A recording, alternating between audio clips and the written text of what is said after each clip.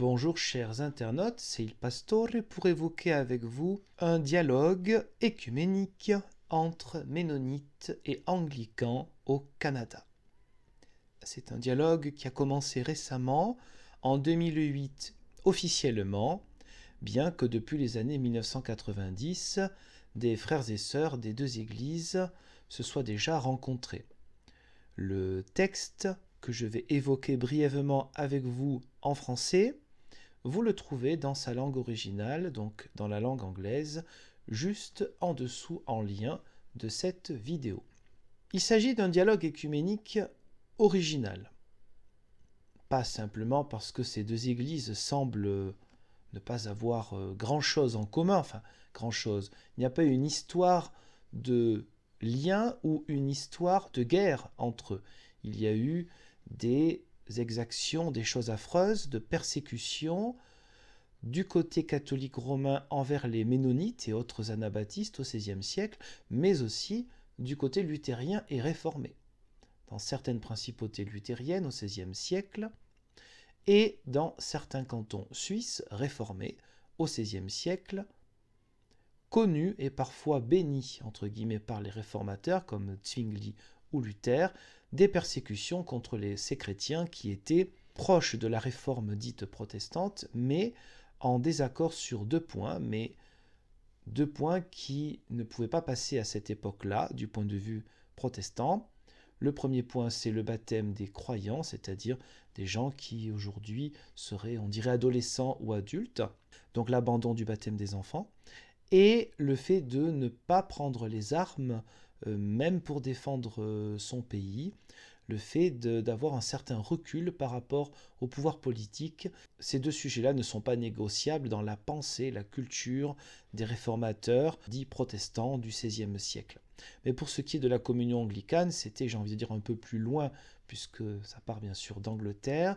Or, les ménonites se trouvaient surtout dans la Suisse, dans le Saint-Empire romain germanique. Comme je vous le disais, à partir des années 90, plusieurs cercles de rencontres ont eu lieu. Un intérêt qui s'est développé dans les jours récents de différentes contrées du pays, donc du Canada. Une résolution officielle a été approuvée par le synode général, donc de l'Église anglicane du Canada, en juillet 2016, pour approuver le commencement d'un dialogue bilatéral avec les représentants de l'Église ménonite du Canada. C'est ainsi que ce dialogue est né. Mais ce dialogue est particulier. Il est unique en comparaison avec bien d'autres dialogues dans lesquels l'Église anglicane du Canada est engagée. C'est un dialogue qu'on appelle écuménisme réceptif, qui est un autre modèle de dialogue écuménique. L'écuménisme réceptif réfère à un dialogue qui n'est pas centré sur la doctrine, sur un sujet, par exemple, qui est Jésus-Christ, la Christologie, et chaque église va dire, voilà, dans notre théologie, Jésus-Christ est le Seigneur, le Sauveur, etc. Et on va développer et peut-être voir qu'il y a convergence sur la plupart de compréhensions et divergence sur certains détails. Donc là, il s'agit de quelque chose d'un peu différent. C'est un écuménisme qui est d'échange sur les dons de chaque tradition, les dons de chaque église. Chacun dit voilà ce que nous pouvons apporter de spécifique dans notre église, dans notre expérience spirituelle, liturgique, notre manière de vivre notre foi au quotidien. Ainsi, le dialogue anglican-ménonite s'appuie sur ces différents aspects.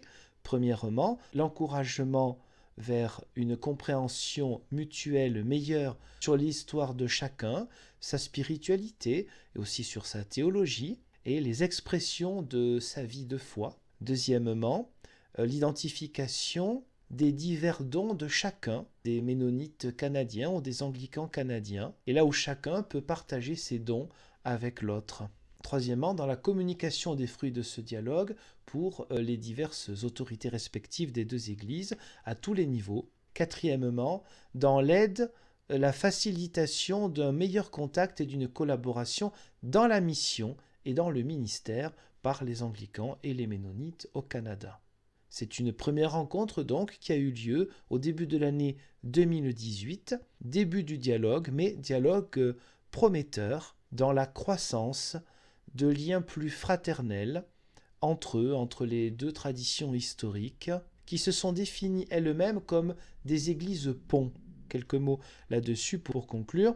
Il est vrai que les églises ménonites sont des églises donc anciennes, elles datent du XVIe siècle, et elles peuvent faire le pont entre les églises protestantes, on va dire, comme ils disent, magistérielles, plus connues comme les luthériens réformés et aussi les anglicans qui ne se définissent pas comme protestants mais qui en sont très proches, et les autres églises évangéliques, c'est-à-dire les églises évangéliques ou baptistes qui ne reconnaissent que le baptême des croyants, le baptême d'adultes. Les ménonites peuvent faire le pont entre ces églises-là. Les anglicans, eux, de par leur tradition liturgique, de par leur système épiscopal auquel ils tiennent avec force, peuvent faire le pont entre catholiques romains, orthodoxes, luthériens, et même avec les autres églises réformées, méthodistes, etc. Parce qu'il y a une tradition forte qui se veut fondée sur, bien sûr, le Nouveau Testament, mais aussi l'Église ancienne. Donc tout cela peut rapprocher aussi avec catholiques romains, luthériens, orthodoxes, etc. Donc ce sont deux églises, effectivement, qui, à mon sens, à juste titre, peuvent se considérer comme des églises ponts. Je vous remercie pour le visionnage de cette courte vidéo en souhaitant que vous puissiez, si vous partagez la foi chrétienne, devenir des chrétiens qui font le pont entre, d'abord entre divers frères et sœurs. Ça commence déjà dans chaque paroisse, dans chaque église locale ou congrégation, et ensuite entre les paroisses différentes, entre les églises différentes, nous sommes tous appelés à faire des ponts en donnant ce que nous avons de meilleur, en témoignant de notre manière d'être chrétien et en étant curieux et réceptifs des dons que les chrétiens des autres églises peuvent nous apporter. Je vous remercie et je vous dis, Dieu voulant, à une prochaine. Au revoir.